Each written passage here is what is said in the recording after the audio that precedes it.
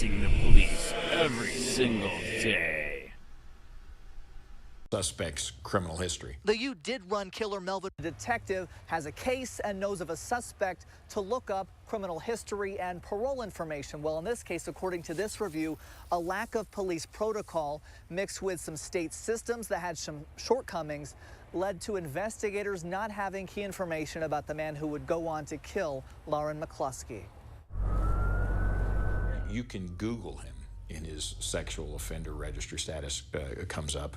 I don't understand how that didn't, his parole status didn't come up on just a criminal search. It didn't come up because apparently officers didn't look. None of the officers involved sought to discover if Roland was under the supervision of the Division of Adult Probation and Parole. The independent review team's report says no officer we interviewed had ever attempted to discover corrections information during the course of their duties. That means parole status. And the report found no patrol officers interviewed even knew how to find general criminal background information. It quite frankly just seems nonsensical.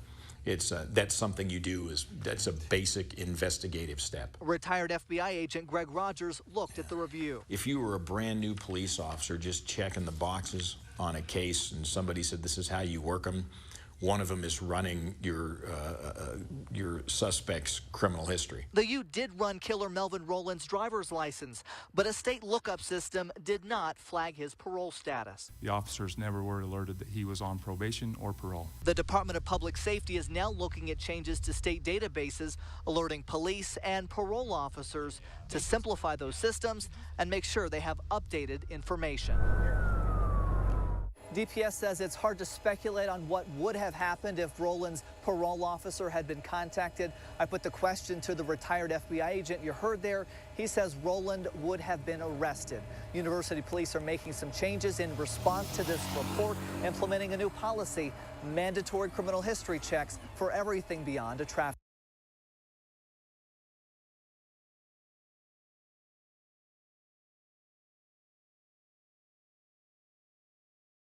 College student murdered by maniac after her multiple 911 calls were ignored. An aspiring young college student thought calling 911 repeatedly, and for nearly 2 weeks would protect her from a murderer. She was wrong. By Matt Agarist, December 26, 2018. Salt Lake City, Utah. An aspiring young college student in Salt Lake City is dead after a system that ostensibly protects her chose to ignore her instead.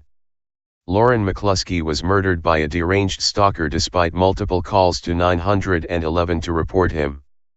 McCluskey, 21, met 37-year-old Melvin Rowland in a campus bar in September of this year and dated him for about a month.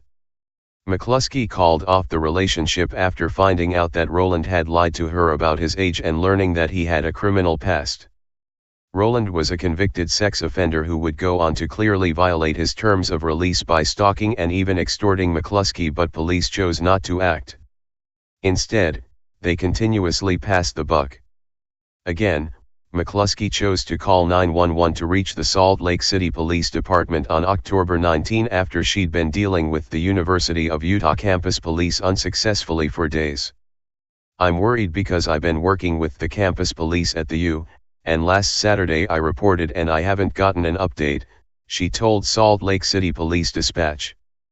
"They haven't updated or done anything," she added, according to the 911 transcripts. The SLC police would act in a similar manner to the campus police and they too, did nothing. Instead they referred her back to the campus police, claiming that this situation was under their jurisdiction. After ending their relationship on October 9, McCluskey tried for nearly 2 weeks to get the police to help her. She informed both the campus police and the SLC police on multiple occasions that she was being harassed by a convicted sex offender as well as being extorted. McCluskey told police that Rowland forced her to pay him $1,000 or he would release compromising photos of her. This activity was ignored. "I've contacted them already, I just wanted to talk to you as well," McCluskey said. "Yeah, I was just concerned because I wasn't sure how long they were gonna take." Sadly, they would never act, and on October 22, McCluskey was murdered by Rowland. Her multiple 911 calls to police fell on deaf ears and her entirely preventable murder allowed to happen thanks to incredible police incompetence. Now, an independent review of her case has her parents in disagreement and exposes the severe flaws in the system. But of course, the university is claiming that it was no one's fault. The review team's report identified gaps in training, awareness, and enforcement of certain policies rather than lapses in individual performance, the university said. No UUPS patrol officers interviewed were familiar with the process for obtaining online corrections custody information, in addition to general criminal background information, the report read. This is in spite of the fact that police officers routinely pull up criminal records of individuals during traffic stops. In fact, a simple Google search of Roland shows his criminal past and we can easily see how he's spent 10 years in prison for rape and enticing a minor. You can Google him, and his sexual offender registry status comes up, said Greg Rogers, a retired FBI agent who was not involved with the review. I don't understand how his parole status didn't come up on a criminal search. According to KUTV, the review said a dispatcher ran a criminal history check on Roland using his driver's license information. That should have provided an alert of his parole status but did not because the system had a number for an old identity card, not his license, according to the Utah Department of Public Safety. According to a report by CNN, audio from McCluskey's 9/11 calls to Salt Lake City police show that she was increasingly frustrated by the pace of the university investigation. She first called Salt Lake City police on October 13 to say that she had been blackmailed for money, and the dispatcher advised her to talk to University of Utah police. I've contacted them already, I just wanted to talk to you as well, McCluskey said. Yeah, I was just concerned because I wasn't sure how long they were gonna take. They took too long and McCluskey would be killed. Despite the independent review finding no fault on either of the department's behalves, Jill and Matthew McCluskey, Lauren's parents, disagree. We respectfully disagree with the conclusion that Lauren's murder could not have been prevented, the parents wrote.